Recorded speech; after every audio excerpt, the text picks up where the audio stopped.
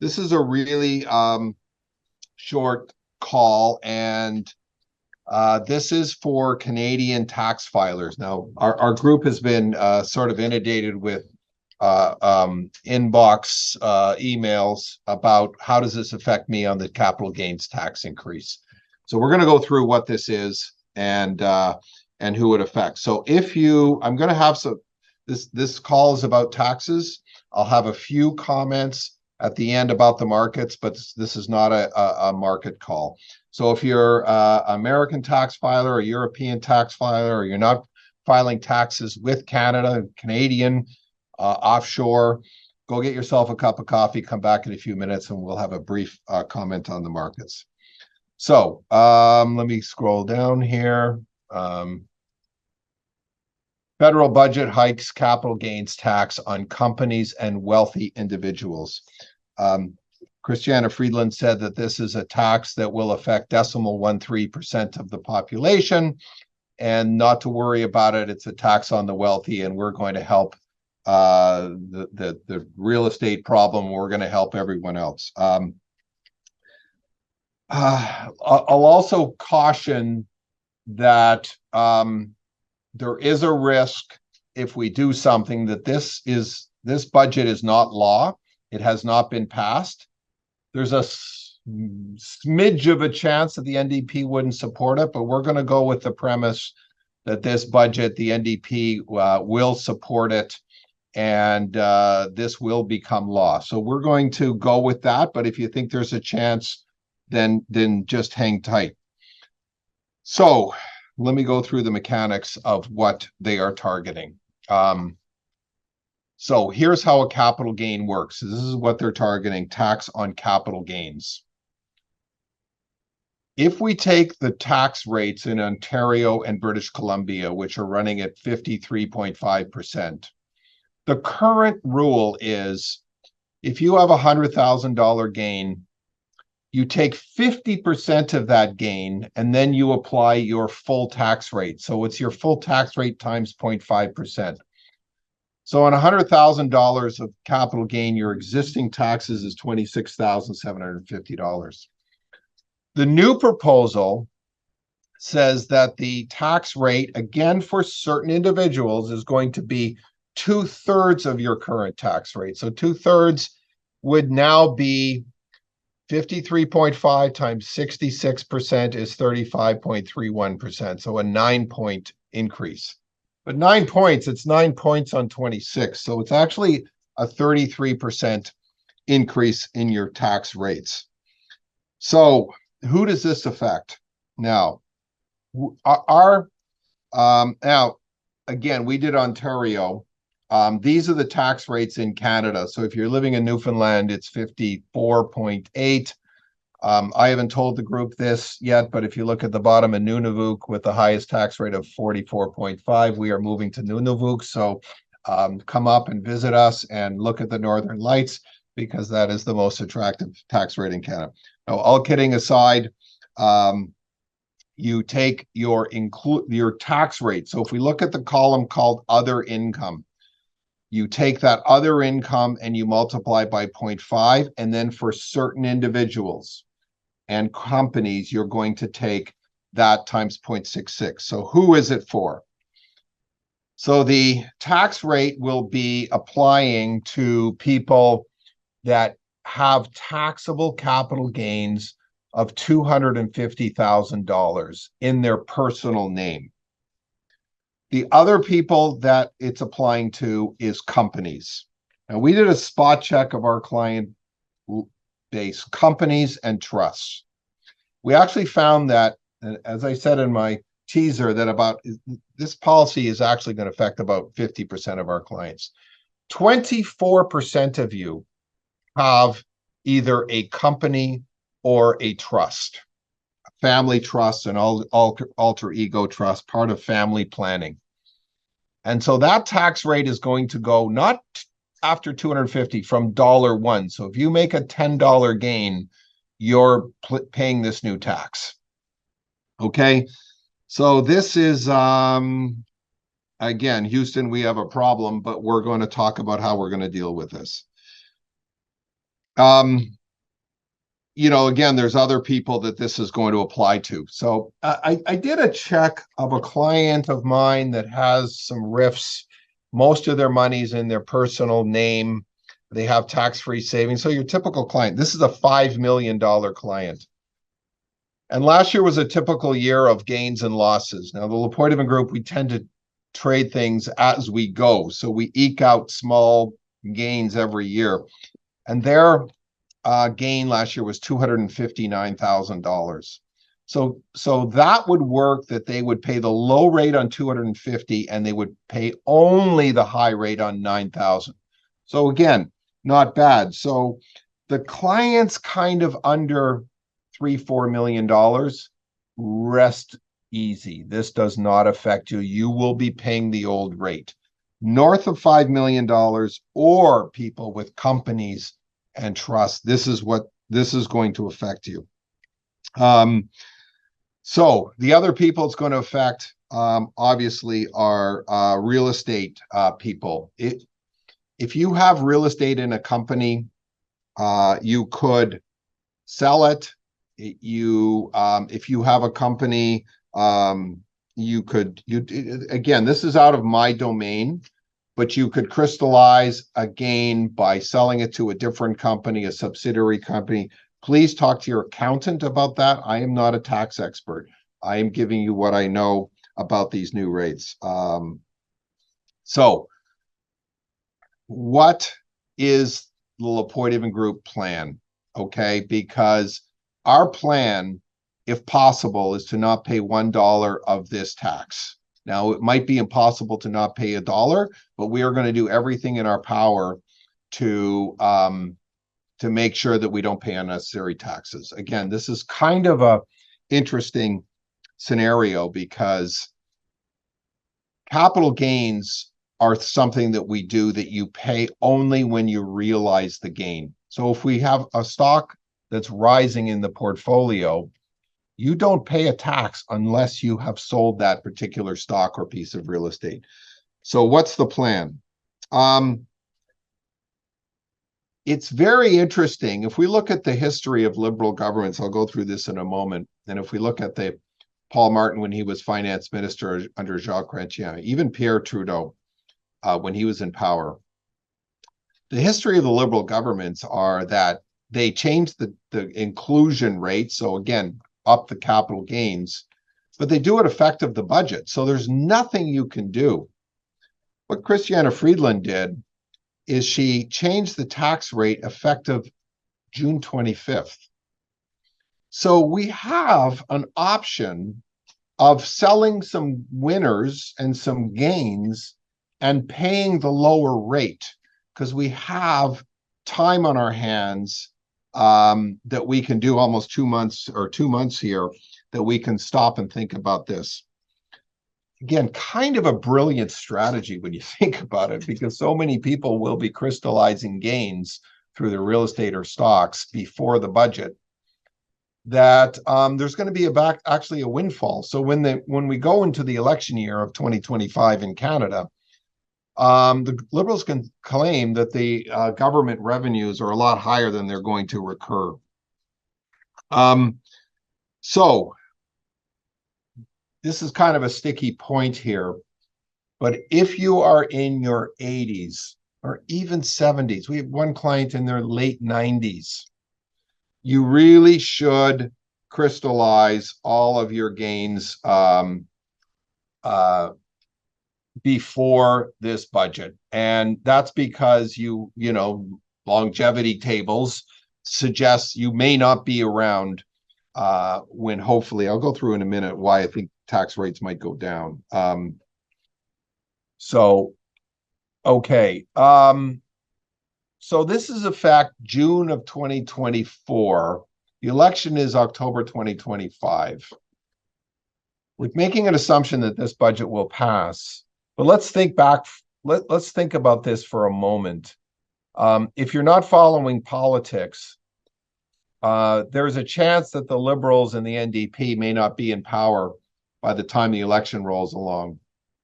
And if we look at the current, this is from Canada 338, which is an excellent website. It goes and it just ranks all the polls and averages them out. There's an insurmountable lead. And again, these leads can kind of evaporate. In Canada, we have a history, whether it was Trudeau, Chrétien, or Stephen Harper, we have a history of, we don't really choose new prime ministers. We have tended in the past to vote out prime ministers. And I think that the Liberals are quite unpopular at this point.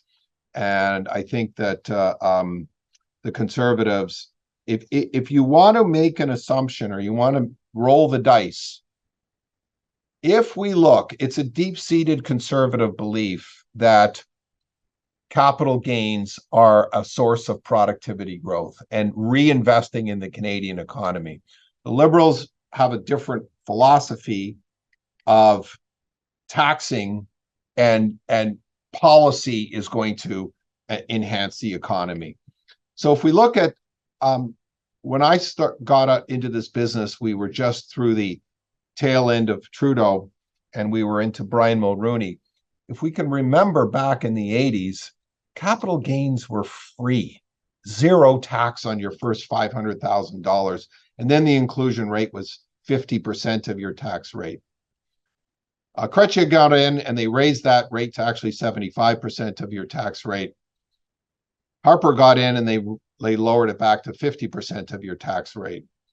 So I think if you want to roll the dice, I think that there's a chance that the two things, the Conservatives would win, and then roll the dice a second time, do we lower the tax rate? And if we go with the assumption that there's an 18-month window, say in the budget of 2026, the rate could be lowered again, then let's be very careful about crystallizing gains in your company, or let's make sure on high net worth clients over 5 million that we're very careful not to in 2020, the second half of this year and in 2025, not incurring too many capital gains. Again, we talk about the difference of, did we really even need to raise taxes? Well, if we look at public sector, meaning the government, look at the employment index, look at how the government has grown from the government, private sector, and look at self-employment, which has been imploding. Again, we have a situation where we've taxed corporations, we're taxing capital gains, the small business guys are getting squeezed out, and the government's getting bigger and bigger. I'll quote Sir John Templeton. When the government supports a greater and greater portion of the economy, the result may be chaos, but it will not be deflation. Again, I'm a student of history, and before I get too many emails on, David, I'm too right-wing, I'm left-wing when it comes to all matters outside of the economy. But from an economic standpoint, if you overly tax and spend, you start going down the path of South America or the European countries, none of which particularly work. But from an investment standpoint, this brings up, what's our thesis? Well, can we get through the next 18 months? The reality is it means interest rates are higher, inflation is higher when you go down this path of too much government spending and too much government interference.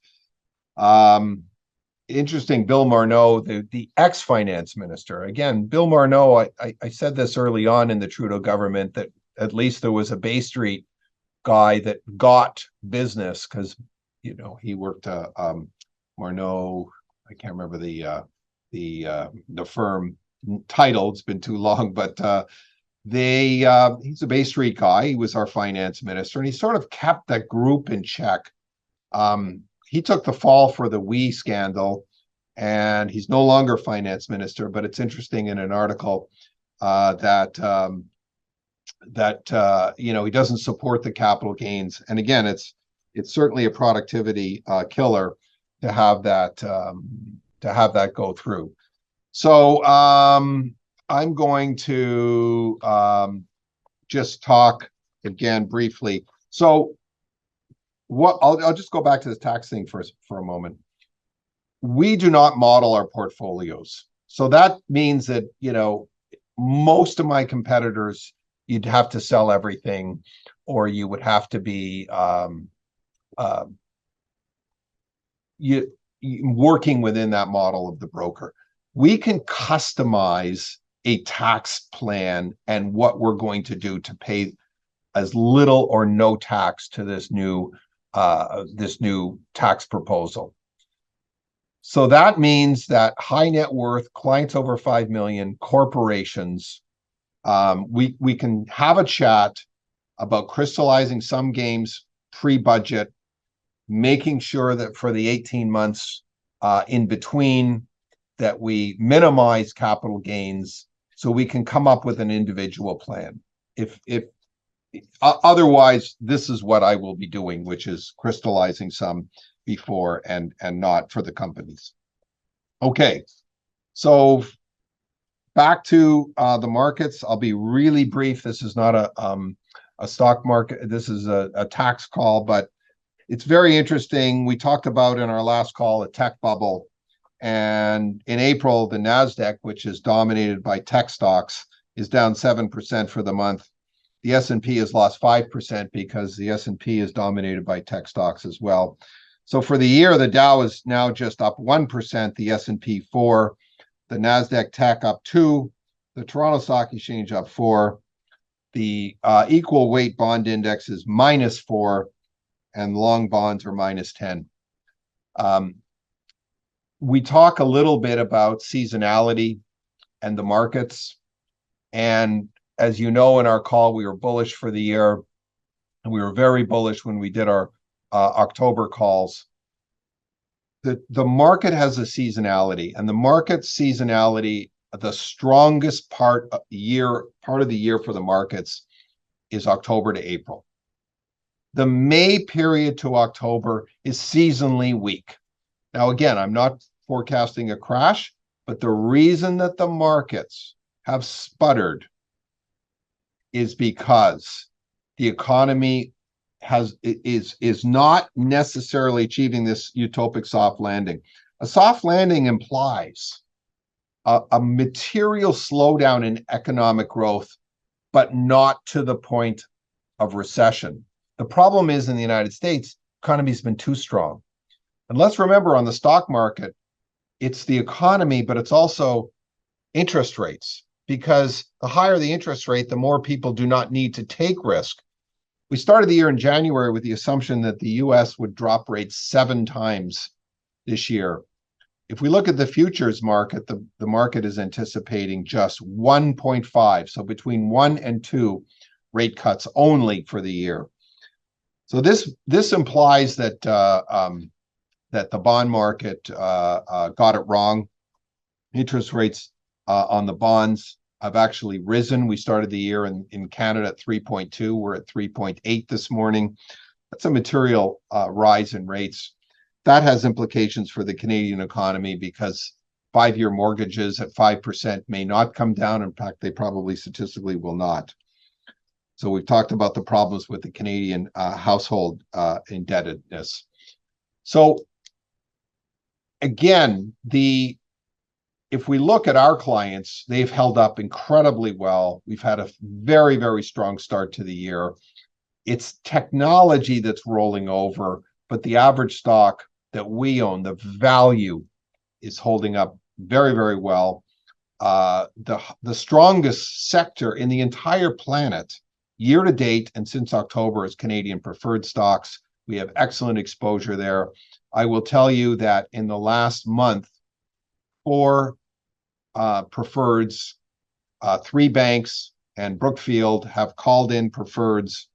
So in the next few weeks, there will be $1.5 billion of capital coming into accounts that had owned preferreds. A lot of that goes back into preferred shares. So the outlook is very, very bright in that sector as the preferreds reset to higher dividends. And then there's all this capital that gets redeployed back into the sector. So I think lower your expectations for the next 6 months.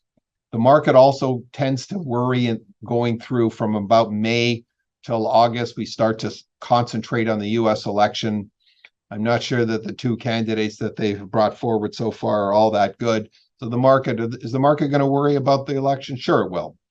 So are we going to sell everything? No, because the sky isn't falling, but just lower your expectations. It's been a great start. We're going to muddle along. We're going to collect some great dividends from the companies we own.